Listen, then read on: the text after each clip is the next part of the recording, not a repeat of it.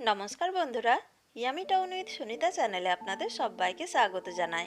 আমরা বাঙালিরা মাছের ঝোল খেতে ভীষণই ভালোবাসি, কিন্তু একঘেয়ে ঝোল খেতে সবসময় ভালো লাগে না। তাই আজ আমি একদম ভিন্ন ধরনের একটা মশলা বাটা দিয়ে বাটা মাছের নতুন ধরনের ঝোলের রেসিপি শেয়ার করব।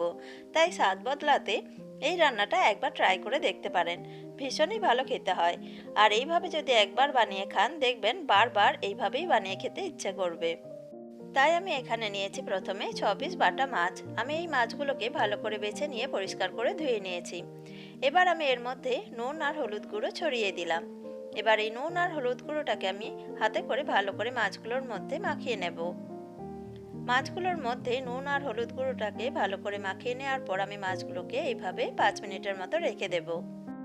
আর ঝোলে দেওয়ার জন্য আমি এখানে একটা বেগুনকে এরকম লম্বা করে কেটে নিয়েছি, আর একটা আলুকেও আমি এরকম করে পিস করে নিয়েছি, আর নিয়েছি কিছু বড়ি। আমি এখানে ডালের বড়ির ব্যবহার করছি, তবে আপনারা চাইলে যে কোনো বড়ির ব্যবহার করতে পারেন। এবার আমি কড়াইয়ের মধ্যে দিয়ে দেব সরষের তেল। এবার তেল যখন ভালোভাবে গরম হয়ে যাবে তখন আমি তেলের মধ্যে বড়িগুলোকে দিয়ে প্রথমে ভেজে নেব। বড়িটা আগে ভেজে নেব, কারণ এই তেলেই মাছটাও ভেজে নেব। তাই মাছের আঁশটে গন্ধটা যাতে বড়ির মধ্যে না আসে, তাই আমি বড়িটাকে আগে ভেজে তুলে নিচ্ছি। তো দেখুন, বড়িটাকে আমি ভেজে তুলে নিলাম। এবার আমি এই তেলের মধ্যেই মাছগুলোকেও ভেজে নেব। আমি সমস্ত মাছগুলোকে একসাথে দিয়েই ভেজে নিচ্ছি, তবে আপনাদের তেল যদি কম থাকে কড়াইয়ের মধ্যে তাহলে আপনারা দুবারে বা তিনবারে দিয়েও মাছগুলোকে ভেজে তুলে নিতে পারেন।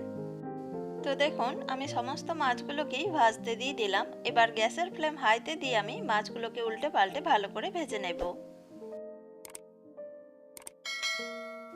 তো দেখুন, গ্যাসের ফ্লেম হাইতে দিয়ে আমি মাছগুলোকে উল্টে পাল্টে ভালো করে ভেজে নিয়েছি।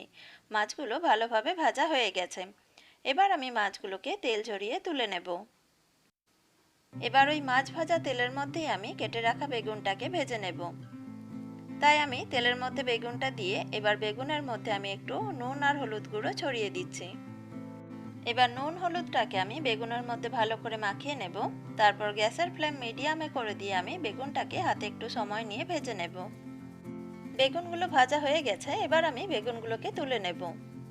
বেগুনগুলোকে তুলে নেওয়ার পর ওই তেলের মধ্যেই আমি কেটে রাখা আলুটাকে দিয়েও ভেজে নেব।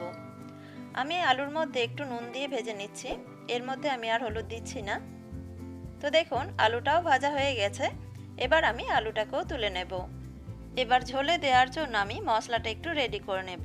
তাই আমি এখানে মিক্সির একটা ছোট জারের মধ্যে নিয়ে নেব চা চামচের 1 চামচ কালো জিরে, আর নিয়ে নেব 1 চামচ কালো সর্ষে, আর ওই চা চামচেরই 1 চামচ আমি নিয়ে নেব গোটা জিরে।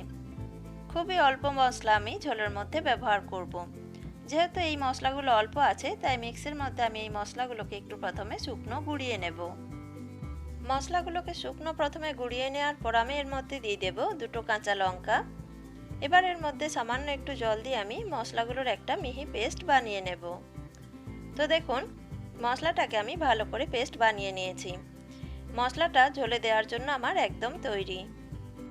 এবার যে তেলের মধ্যে মাছ, বেগুন আর আলু ভেজে নিয়েছিলাম সেই তেলের মধ্যেই আমি একটা শুকনো লঙ্কা দিয়ে দিলাম, আর দিয়ে দিচ্ছি চা চামচের 1/4 চামচ কালো জিরে। এবার ফোড়নের মধ্যে থেকে যখন সুন্দর একটা গন্ধ বের হবে তখন আমি এর মধ্যে বেটে রাখা মশলাটা দিয়ে দেব। এবার আমি বাটির মধ্যে একটু জল বুলিয়ে নিয়ে সেই জলটাও আমি এর মধ্যে দিয়ে দিচ্ছি। মাছ ভাজা তেলের মধ্যে যদি ঝোল বানানো হয় তাহলে সেই ঝোলের টেস্ট কিন্তু ভীষণই ভালো হয়। তাই আমি প্রথমে তেলটা একটু বেশি পরিমাণেই দিয়েছিলাম। এবার আমি এর মধ্যে দিয়ে দিচ্ছি 1/4 চামচ হলুদ গুঁড়ো, আর দিয়ে দিলাম খুবই সামান্য একটু ঝাল লাল লঙ্কার গুঁড়ো। এই ঝালের পরিমাণটা আপনারা আপনাদের স্বাদ অনুযায়ী দিয়ে নেবেন। এবার আমি মশলাটাকে একটু কষিয়ে নেব। বন্ধুরা, যদি আমার রেসিপি আপনাদের ভালো লেগে থাকে তাহলে প্লিজ ভিডিওটিতে একটা লাইক দিয়ে চ্যানেলটিকে সাবস্ক্রাইব করে আমার পাশে থাকার অনুরোধ রইল। আর যদি সাবস্ক্রাইব করে থাকেন পাশে থাকা বেল আইকনটি অবশ্যই প্রেস করে দেবেন, তাহলে যখনই আমি এরকম নতুন কোনো রেসিপি আপনাদের সাথে শেয়ার করব সবার প্রথমে আপনাদের কাছে নোটিফিকেশন পৌঁছে যাবে। তো দেখুন বন্ধুরা, আমি গ্যাসের ফ্লেম লো টু মিডিয়ামে দিয়ে মশলাটাকে ভালো করে কষিয়ে নিয়েছি। মশলার মধ্যে থেকে দেখুন তেলও ছেড়ে দিয়েছে। এবার আমি ঝোলের জন্য এর মধ্যে দিয়ে দেব জল।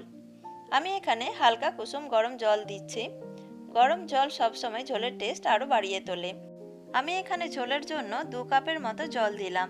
আপনারা যদি ঝোলের পরিমাণটা আরও বাড়াতে চান সেই রকম পরিমাপ অনুযায়ী আপনারা জলটা দিয়ে নেবেন। এবার আমি এর মধ্যে দিয়ে দেব দুটো চেরা কাঁচা লঙ্কা আর দিয়ে দিচ্ছি স্বাদ মতো নুন। এবার সবকিছু একবার ভালো করে মিশিয়ে নেব। সবকিছু ভালো করে মিশিয়ে নেওয়ার পর ঝোলটা ফুটে ওঠার জন্য একটু অপেক্ষা করব।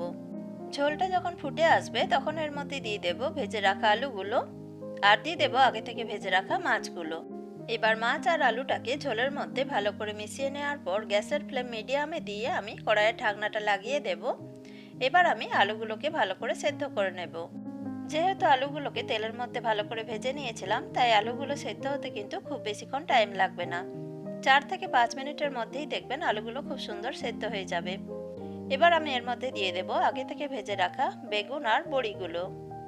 এবার বেগুন আর বড়িটাকে ঝোলের মধ্যে একটু মিশিয়ে নেব। তারপর আমি ঝোলটাকে আরও 1 মিনিটের মতো ফুটিয়ে নেব। এই সময় আমি আর কড়াইয়ের ঢাকনাটা লাগাচ্ছি না, কড়াইয়ের ঢাকনা খুলে রেখেই আমি বেগুন আর বড়িগুলোর সাথে ঝোলটাকে আরও 1 মিনিটের মতো ফুটিয়ে নেব। বেগুন আর বড়িটাকে সব শেষে আমি ঝোলের মধ্যে দিলাম, কারণ আগে থেকে যদি আমি ঝোলের মধ্যে বেগুন আর বড়িটাকে দিয়ে দিতাম তাহলে বেগুনটা গলে যেত আর বড়িগুলো ভেঙে যেত। তাই সব শেষে দিয়ে আমি ঝোলটাকে আরেকটু ফুটিয়ে নিচ্ছি। তো দেখুন 1 মিনিটের মতো আমি ঝোলটাকে আরও ফুটিয়ে নিয়েছি। এবার সব শেষে আমি এর মধ্যে ছড়িয়ে দেব কিছু ফ্রেশ ধনেপাতা কুচি। আপনারা অনেকেই হয়তো মা মাসিমার হাতে মাছের এই পাতলা ঝোলের রান্নাটা খেয়ে থাকবেন। খুবই কম মশলায় তৈরি আর গরম ভাতের সাথে খেতে কিন্তু অসাধারণ লাগে। আপনারা যারা ঝোলে পেঁয়াজ রসুন খেতে পছন্দ করেন না, তারা একবার এইভাবে রান্না করে দেখবেন, খেতে কিন্তু ভীষণই ভালো লাগে। আর এই রান্নাটা শুধু বাটা মাছ বা চারাপোনা মাছ ছাড়াও বড় মাছ যেমন রুই বা কাতলা, ওই রকম বড় মাছ দিয়েও আপনারা এই ঝোলটা রান্না করে নিতে পারেন। আর গরম ভাতের সাথে এই ঝোল পরিবেশন করুন, খেতে কিন্তু ভীষণই ভালো লাগে। তো বন্ধুরা, আমার আজকের রেসিপি আপনাদের কেমন লাগলো কমেন্টে জানাতে ভুলবেন না। আর যদি আমার রেসিপি ভালো লেগে থাকে তাহলে প্লিজ ভিডিওটিতে একটা লাইক দিয়ে চ্যানেলটিকে সাবস্ক্রাইব করে আমার পাশে থাকার অনুরোধ রইল। আবার নতুন কোনো রেসিপি নিয়ে আপনাদের কাছে আবার এসে যাব। সবাই ভালো থাকবেন, সুস্থ থাকবেন। নমস্কার বন্ধুরা।